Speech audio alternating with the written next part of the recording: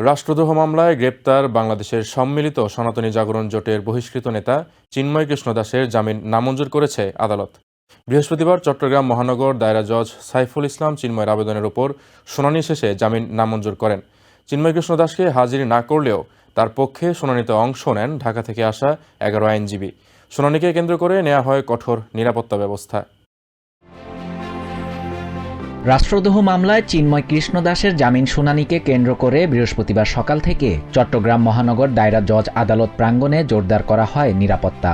সতর্ক অবস্থান নেয় পুলিশ, র্যাব, এবিবিএন সহ আইনশৃঙ্খলা রক্ষাকারী বাহিনীর সদস্যরা।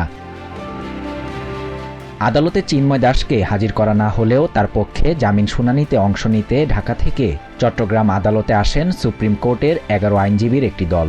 শুনানি শেষে চিন্ময় দাসের জামিন নামঞ্জুর করেন মহানগর দায়রা জজ মোহাম্মদ সাইফুল ইসলামের আদালত। রাষ্ট্রপক্ষ দালিলিকভাবে এবং আমাদের যে সেকশনগুলো রয়েছেন, যেহেতু এগুলো জামিন অযোগ্যতার অভিযোগ, সেহেতু বিজ্ঞ আদালত উভয়ের বক্তব্য শুনে এই মামলাটা নামঞ্জুর করেছেন। শুনানি শেষে তার আইনজীবীরা পুলিশি পাহারায় আদালত থেকে বের হয়ে দ্রুত স্থান ত্যাগ করেন।